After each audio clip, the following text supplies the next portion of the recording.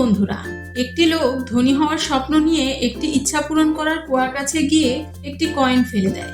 কয়েনটি কুয়োর একটি লুকোনো পাইপে গিয়ে সরাসরি লকার রুমে চলে যায়। সেখানে এক এলিয়েন বসেছিল, যার কাজ ছিল যে কয়েন ফেলবে তার ইচ্ছা পূরণের জন্য একটি বোতাম টিপে দেয়া। এলিয়েনটি বোতামটি টিপে দিলে সঙ্গে সঙ্গে সেই ব্যক্তির ইচ্ছা পূরণ হয়ে যায়।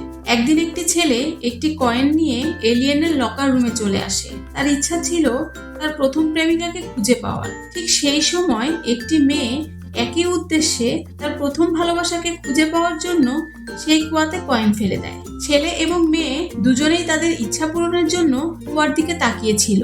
এলিয়েনটি যখন ভালোবাসার সিগন্যাল দেখতে পায় তখন সে বোতামটি টিপে দেয়, কিন্তু হায়, সিগন্যালগুলি বাইরে যেতে গিয়ে কয়েনের সাথে আটকে যায়, যার ফলে মেশিনের ভেতর থেকে ইমার্জেন্সি অ্যালার্ম বাজতে শুরু করে। এলিয়েনটি দেখে ছেলে এবং মেয়ে দুজনেই হতাশ হয়ে তাদের ইচ্ছা পূরণ না হওয়ার কারণে মন খারাপ করে চলে যাচ্ছে।